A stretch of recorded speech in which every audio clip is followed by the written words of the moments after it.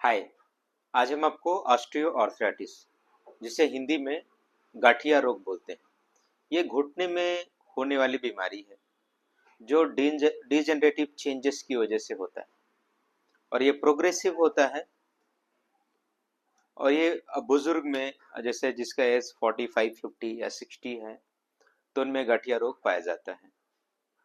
और इसको हम पिक्चर के माध्यम से बताएंगे कि गठिया रोग है क्या। तो इसको हम बोलते हैं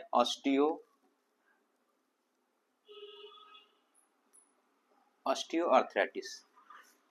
अब ये जो बोन है हमारा, इसको हम बोलते हैं फीमर,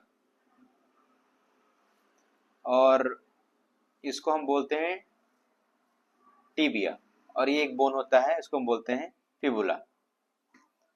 तो जो नीचे का बोन है पैर में, ये दो बोन है, ऊपर एक है और बीच में होता है पटेला।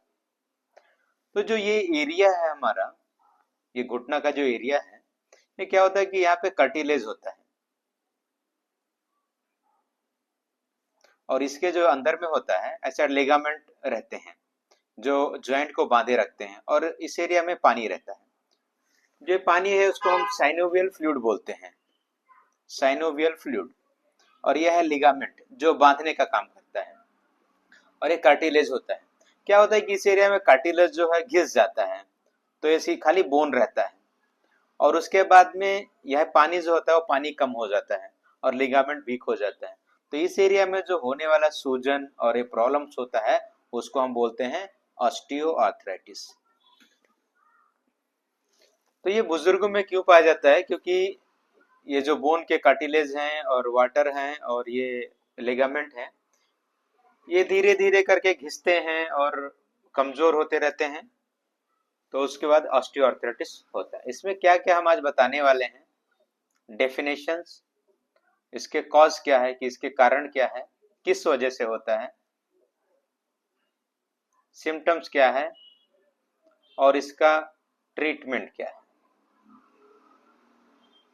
तो डेफिनेशन हमने अभी बताया है कि ये प्रोग्रेसिव होता है, डिजेनरेटिव होता है, और धीरे धीरे करके जो कार्टिलेज और साइनोवियल फ्लूइड और लिगामेंट जो है वीक होते रहते हैं, जिसकी वजह से ऑस्टियोआर्थराइटिस होता है। उसके बाद में इसके कारण क्या है, ये किस वजह से होता है। उसका कारण जो रहता है, जैसे किसी को इन्फ्लामेशन या इन्फेक्शन होने की वजह से, जैसे इस एरिया में इन्फेक्शन हो गया, इन्फ्लामेशन हो गया, तो होता है। और इन्फ्लामेशन में क्या होता है कि जॉइंट में सूजन होने के साथ साथ में रेडनेस हो जाता है।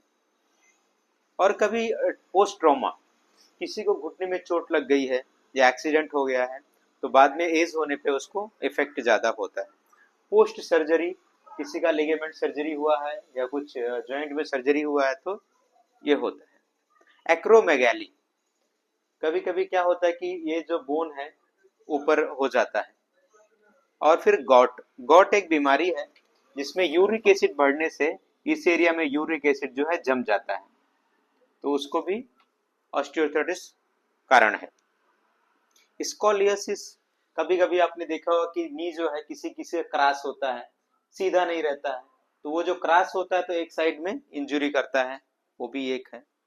एंड कभी कभी जो है कुछ डेफिशिएंसी से, जैसे कैल्शियम की डेफिशिएंसी से या फिर विटामिन डी3 की डेफिशिएंसी से ये प्रॉब्लम होता है। और अगर सिकल सेल, तो ये जो ऑस्टियोआर्थराइटिस है या गठिया रोग है या घुटने का जो रोग है, इसको हम कैसे टेस्ट करेंगे, कैसे पता करेंगे कि ये गठिया रोग ही कंफर्म है।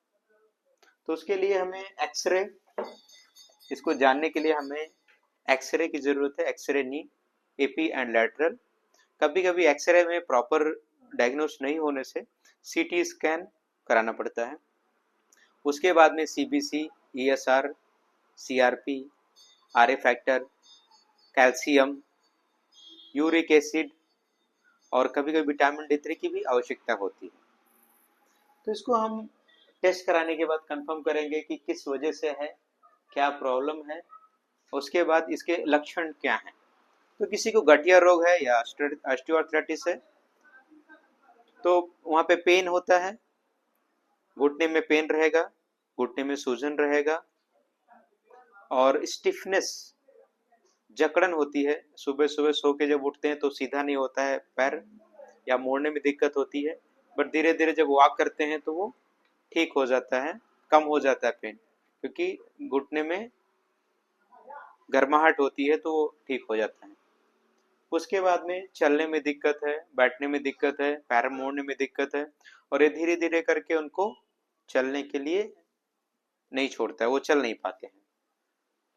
अब इसके जो लक्षण है, कभी कभी क्या होता है कि सूजन, इन्फेक्शन, इन्फ्लेमेशन जो होता है तो घुटना सूज जाता है और दर्द बहुत होता है और हल्का सा लाल रहता है।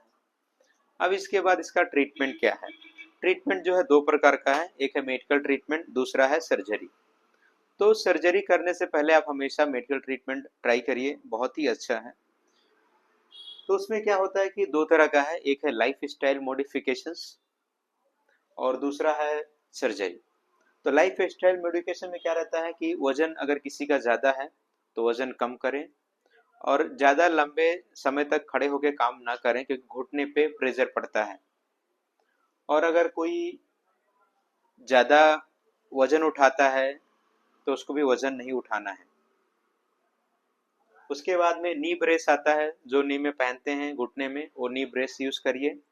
उसके बाद में मेडिसिन जो है, NSAID है जो कि पेन के रिड्यूस करता है, ग्लूकोसामाइन है जो कि लिगामेंट को या घुटने को स्ट्रेंथ प्रोवाइड करता है, तो वो करना है।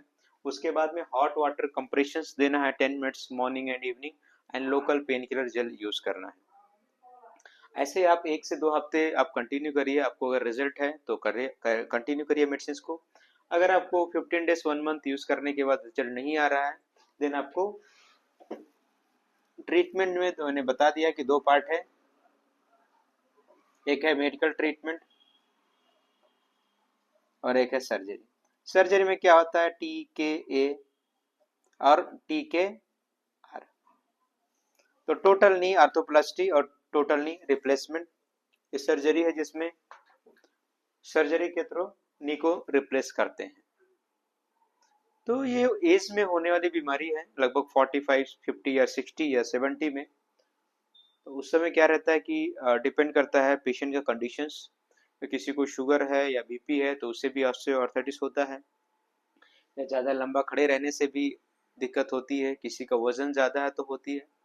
तो इसमें क्या है कि डॉक्टर आपको चेक करके प्रॉपरली डायग्नोस करके, और उसके बाद में आप फिट हैं तो सर्जरी होगी। एंड प्लीज़ ये वीडियोस को शेयर करते रहें और देखते भी रहें। धन्यवाद।